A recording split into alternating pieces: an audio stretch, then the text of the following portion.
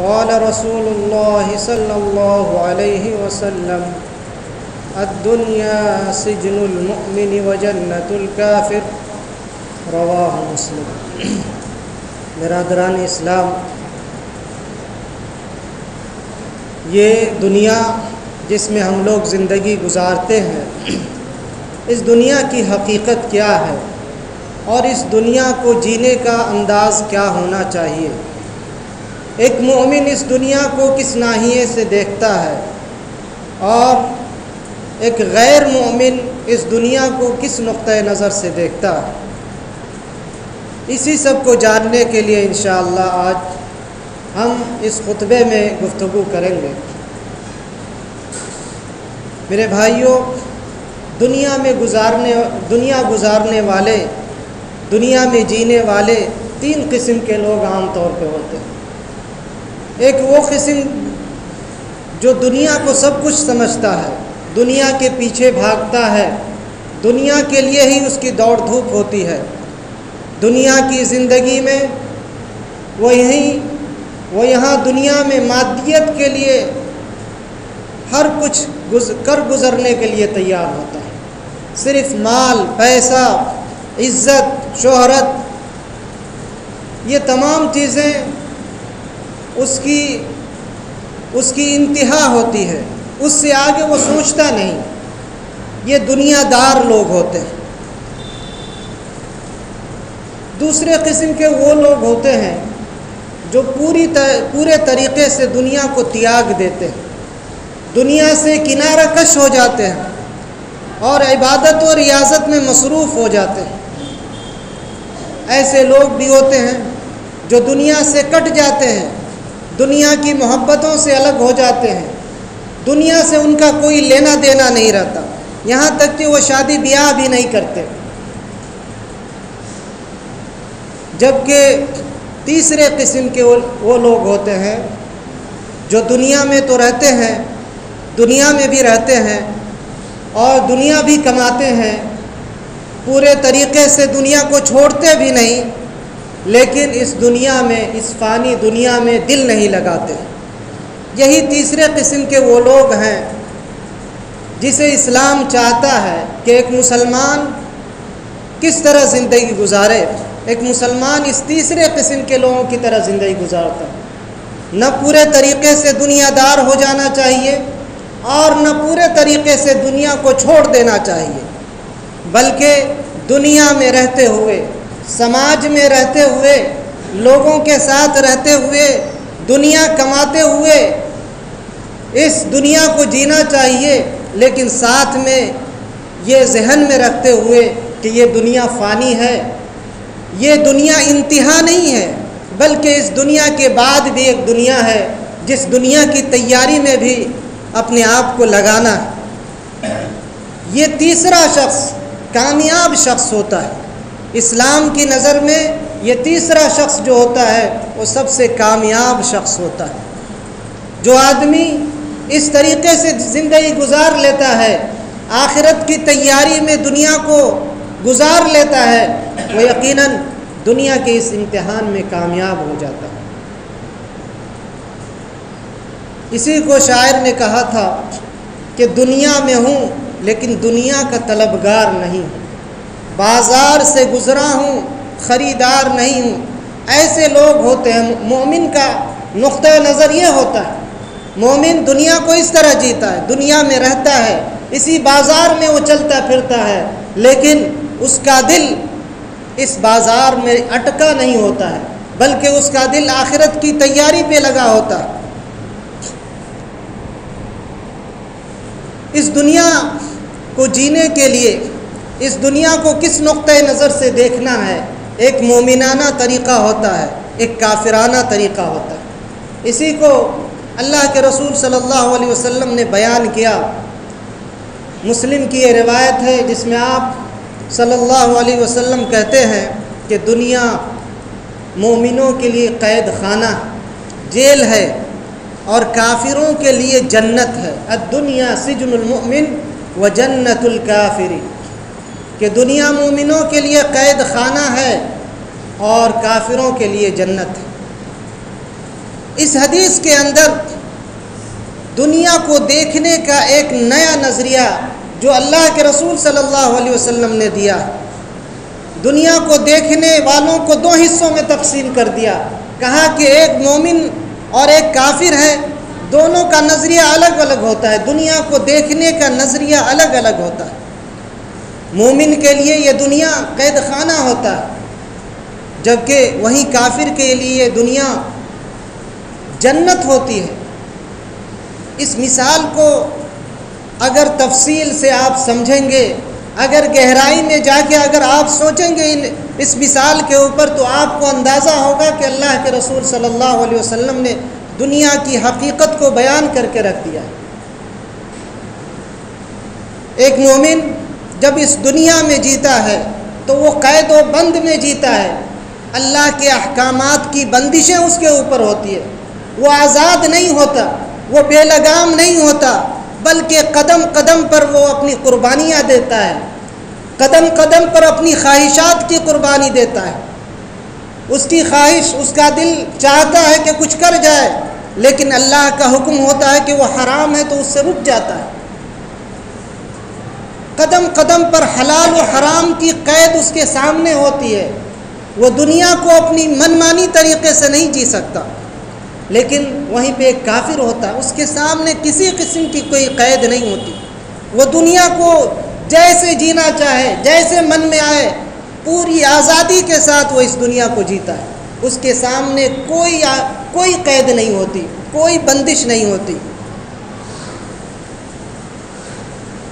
یہ دنیا کو جب ایک مومن جیتا تو اس کا یہ نظریہ ہوتا ہے کہ وہ قدم قدم پر قربانیاں دے رہا ہوتا ہے، وہ اپنی مرادیں پوری نہیں کر سکتا، وہ اپنی تمنائیں پوری نہیں کر سکتا۔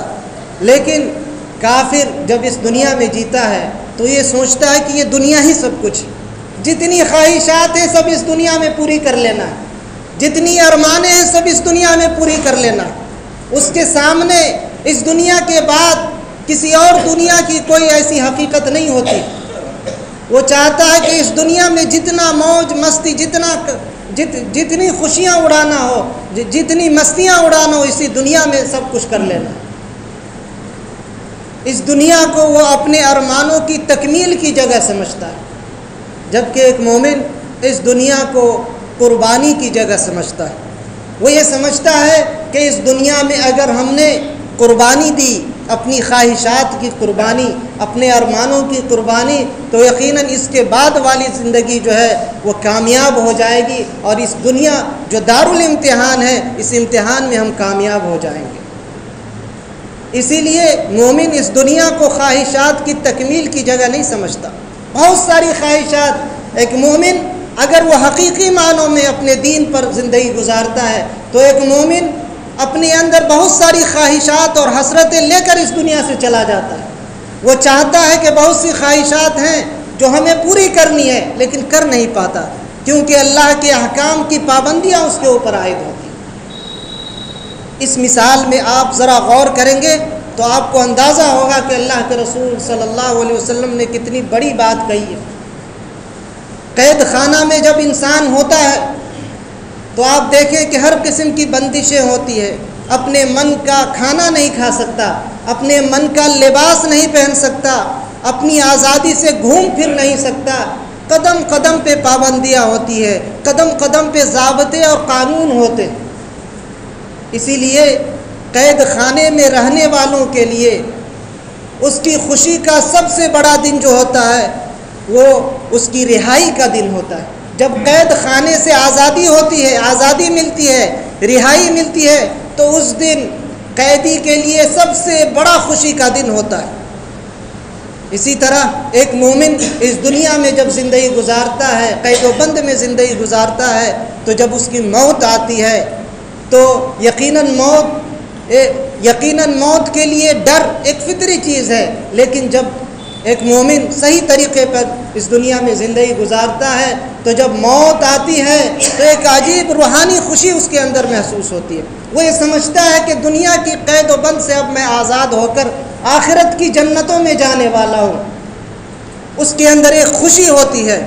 اور کافر جب اس دنیا کو الوداع کہہ رہا ہوتا ہے تو اس کے چہرے پر ذلت ہوتی ہے، رسوائی ہوتی ہے، حسرت ہوتی ہے، اس کے چہرے پر کیا ہے، رونے کی کیفیت ہوتی ہے۔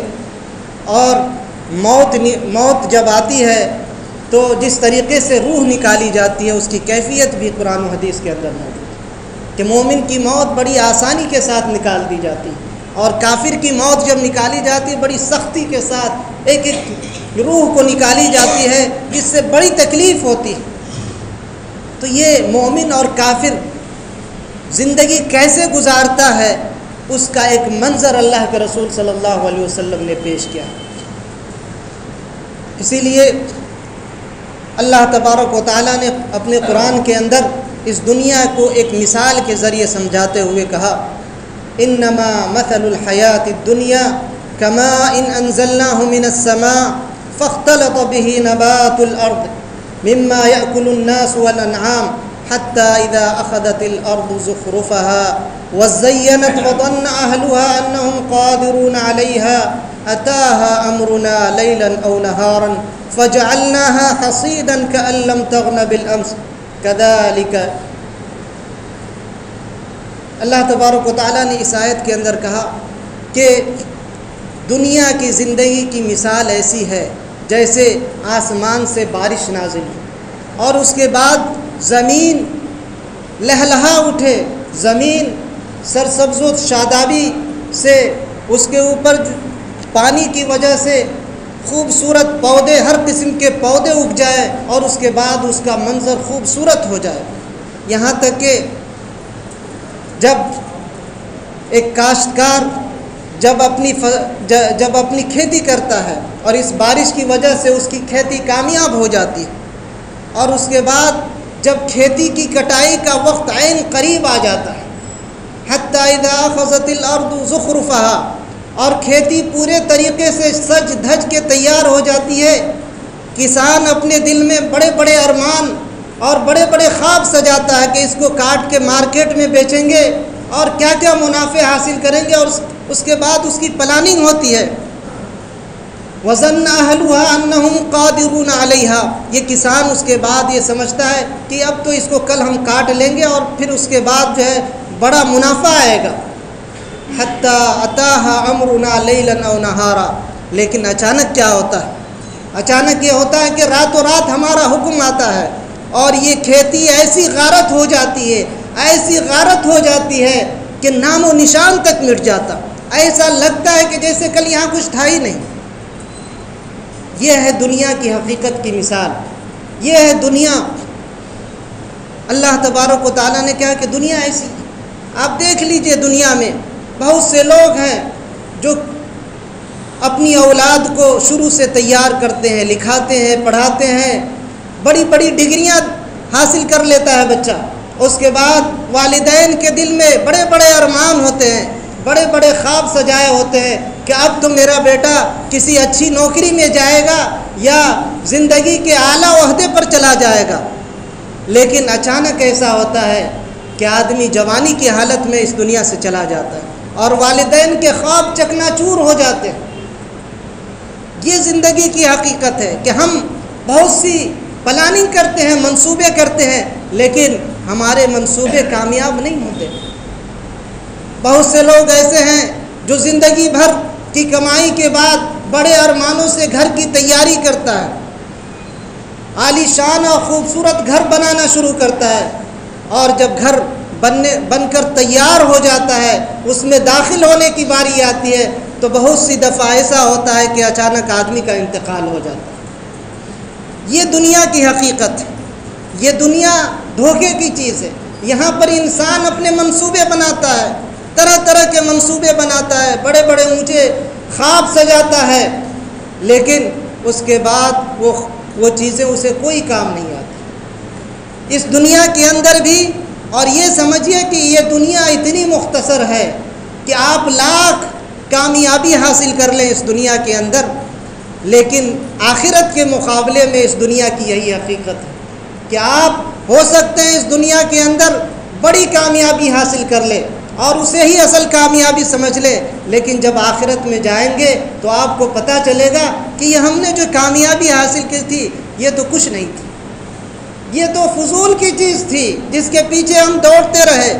اللہ تبارک و تعالیٰ نے کہا من کان یرید الحیات الدنیا وزینتها نوفی الیہم اعمالہم وہم فیہا لا یبخسون، کہ جو آدمی دنیا کی زندگی، اس کی زیب و زینت، دنیا کی چمک دمک چاہتا ہے، ہم اس میں کمی نہیں کرتے، ہم اس کی دوڑ دھوپ کا پورا بدلہ دیتے ہیں اس دنیا کے اندر، اور اس میں ذرہ برابر بھی کمی نہیں کی جاتی ہے۔ لیکن اولئک الذین لیس لہم فی الآخرۃ الا النار، مگر یہ وہ لوگ ہیں جن کو آخرت میں سوائے آگ کے کچھ حاصل نہیں ہوگا۔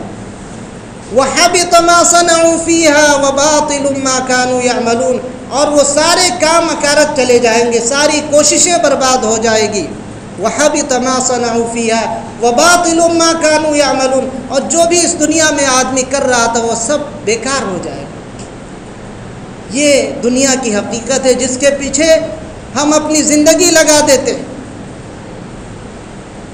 دنیا کی حقیقت کو بیان کرتے ہوئے اللہ کے رسول صلی اللہ علیہ وسلم نے فرمایا، ابن ماجہ کی روایت ہے، علامہ البانی نے اس کو صحیح قرار دیا ہے، لو كانت الدنيا تعدل عند الله جناح بعوضة ما سقى كافرا منها شربة ماء، اگر اللہ کے نزدیک یہ دنیا مکھی کے پر کے برابر بھی ہوتی، مکھی کے پر کے برابر کی حیثیت بھی رکھتی، تو اللہ تبارک و تعالیٰ اس دنیا سے کسی کافر کو پانی کا ایک گھونٹ بھی نہیں پلاتا۔ یعنی یہ دنیا آخرت کے مقابلے میں اس کی کوئی حقیقت نہیں، اسی لیے اللہ تبارک و تعالیٰ کافروں کو بھی نوازتا ہے۔ اللہ تبارک و تعالیٰ اس دنیا کو نوازنے میں کوئی تفریق نہیں کرتا، وہ یہ نہیں دیکھتا کہ یہ مومن ہے اور یہ کافر ہے، بلکہ کافروں کو اور زیادہ نوازتا ہے، اس لیے کہ اس دنیا کی کوئی حقیقت نہیں۔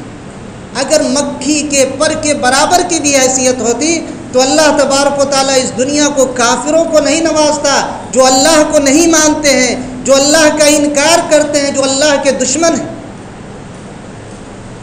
اللہ کے رسول صلی اللہ علیہ وسلم ایک مرتبہ بازار سے گزر رہے تھے، دیکھا کہ ایک بکری کا بچہ پڑا ہوا ہے اور وہ مرا ہوا ہے، اس کے کان جو ہے کٹے ہوئے تھے۔ اللہ کے رسول صلی اللہ علیہ وسلم نے اپنے ساتھیوں سے پوچھا ایکم یحب ان یکون ھذا لہ بدرہم، تم میں سے کون چاہتا ہے کہ اسے 1 درہم میں لے لے؟ صحابہ کرام نے کہا اے اللہ کے رسول، یہ بکری کا بچہ عیب دار بچہ ہے، اس کے کان کٹے ہوئے، اگر یہ زندہ ہوتا تب بھی ہم نہیں لیتے، یہ جب مر چکا ہے اس کے باوجود آپ کہہ لیں کہ 1 درہم میں لے لیں۔ تب اللہ کے رسول صلی اللہ علیہ وسلم نے فرمایا واللہ للدنیا اہون، واللہ للدنیا علی اللہ اہون من ھذا علیکم، قسم ہے اللہ کی، دنیا اس سے بھی زیادہ کہیں حقیر ہے اللہ کے نزدیک۔ یہ دنیا کی حقیقت ہے۔ دنیا کو کس طرح ہمارے اسلاف نے، اللہ کے رسول صلی اللہ علیہ وسلم نے اس دنیا کو کیسے جیا، اس کی ایک مثال دیکھیے۔ اللہ کے رسول صلی اللہ علیہ وسلم سوئے ہوئے تھے، چٹائی پہ سوئے ہوئے تھے، اس کے بعد اٹھتے ہیں، حضرت عمر رضی اللہ عنہ دیکھتے ہیں کہ آپ کے گالوں پر چٹائی کے نشانات لگے ہوئے ہیں۔ حضرت عمر رضی اللہ عنہ رو پڑتے ہیں۔ اللہ کے رسول صلی اللہ علیہ وسلم پوچھتے ہیں کہ کیا ہوا اے عمر، کیا ہوا، کیوں رو رہے ہو؟ حضرت عمر جواب دیتے ہیں کہ اے اللہ کے رسول، قیصر و کسریٰ جو اللہ کے دشمن ہیں، دنیا کے مزے لوٹ رہے ہیں، اور یہ آپ ہیں جو اللہ کے محبوب ترین بندے ہیں، اس کے باوجود اس دنیا کو اس غربت کے عالم میں جی رہے ہیں، تو میں اس حالت کو دیکھ کر رو رہا ہوں۔ اللہ کے رسول صلی اللہ علیہ وسلم فرماتے ہیں مالی وللدنیا ما انا الا کراکب استظل تحت شجرۃ ثم راح ثم ترکها فراح۔ اللہ کے رسول صلی اللہ علیہ وسلم نے جواب دیا کہ مجھے دنیا سے کیا لینا دینا ہے، مجھے دنیا سے کیا لینا دینا ہے، میں تو ایک ایسے مسافر کی طرح ہوں جو سفر میں سائے کے لیے ایک درخت کے نیچے کچھ دیر بیٹھ جاتا ہے اور پھر اس درخت کو چھوڑ کر آگے بڑھ جاتا ہے۔ دنیا میرے لیے اتنی حیثیت رکھتی ہے کہ ایک مسافر جب دھوپ میں چل رہا ہو اور کوئی سایہ دار درخت نظر آئے اور اس کے بعد اس درخت کے نیچے جو تھوڑا بہت آرام کر لیتا ہے، اس آرام کرنے کی جگہ ہے دنیا، اس سے زیادہ یہ جگہ نہیں ہے دنیا۔ اس کے بعد اللہ کے رسول صلی اللہ علیہ وسلم کہتے ہیں اما ترضى ان تكون لهم الدنيا ويكون لنا الآخرة، اے عمر کیا تم پسند نہیں کرو گے کہ دنیا ان کے لیے ہو اور ہمارے لیے آخرت ہو؟ یہ ایک مومن اس طرح دنیا کو دیکھتا ہے۔ ہجرت کے موقع کو آپ دیکھیے، صحابہ کرام رضوان اللہ علیہم اجمعین میں کیسی کیسی قربانیاں دیں۔ مکے سے مدینے کی طرف جب صحابہ کرام ہجرت کیے تو آپ دیکھ سکتے ہیں کہ مکے میں بہت سے صحابہ کرام مالدار ترین لوگ تھے، ان کے پاس پیسوں کی جائیداد کی کمی نہیں تھی، بڑے بڑے تاجر صحابہ کرام تھے، لیکن اسلام لانے کے پاداش میں جب مکے میں رہنا دشوار ہو گیا تو آپ صحابہ کرام نے سب کچھ قربان کر کے، سب کچھ چھوڑ کر کے، ساری جائیدادیں چھوڑ کر کے، یہاں تک کہ بال بچوں کو بھی چھوڑ کے بہت سے صحابہ کرام مدینہ کی طرف چلے گئے۔ وہ صحابہ کرام جو مکہ میں بڑے تاجروں میں شمار ہوتا تھا، جب وہ چلتے تھے تو لوگ ان کے مال و دولت کے روب میں ڈوب جاتے تھے۔ جب وہ چلتے تھے تو ان کی خوشبو دور دور تک پھیلتی تھی۔ جب وہی صحابہ کرام مدینہ آئے تو ان کے ہاتھ میں کچھ نہیں تھا، بالکل زیرو ہو گئے تھے۔ یہ ساری چیزیں کیوں؟ اس لیے کیونکہ ان کے نگاہ میں آخرت تھی۔ وہ یہ سمجھتے تھے کہ اگر دنیا لٹ جائے تو لٹ جائے، اگر آخرت سنور جاتی ہے تو یہ سب سے بڑی کامیابی ہے۔ ایک مومن اس دنیا کو اس طرح جیتا ہے، وہ یہ سمجھتا ہے کہ اگر اس دنیا کی تمام چیزیں لٹ جائے اور ہمارا دین بچ جائے، ہمارا عقیدہ بچ جائے، ہمارا اخلاق بچ جائے، ہمارا ایمان بچ جائے تو یہ سب سے بڑی کامیابی ہے۔ دنیا اس ناحیے سے ایک مومن جیتا ہے، اس نظریے کے ساتھ ایک مومن دنیا جیتا ہے کہ ہمیں آخرت پہ کوئی سمجھوتا نہیں کرنا ہے۔ دنیا کی مال و دولت چلا جائے، دنیا کی نعمتیں چلی جائے، دنیا کی آسائشیں چلی جائے، ہو سکتا ہے آج کا کروڑ پتی کل کا دیوالیہ اس کو نکل جائے، روڈ پہ آ جائے، لیکن اگر اس کی نگاہ میں آخرت ہے اور وہ سمجھتا ہے کہ یہ ساری دولتیں بھی چلی جائے، آخرت ہماری بچ جائے، تو یہ سب سے بڑی کامیابی ہے۔ یہی اصل کیا ہے؟ کامیابی۔ انہی کے حق میں اللہ تبارک و تعالیٰ نے یہ آیت نازل کی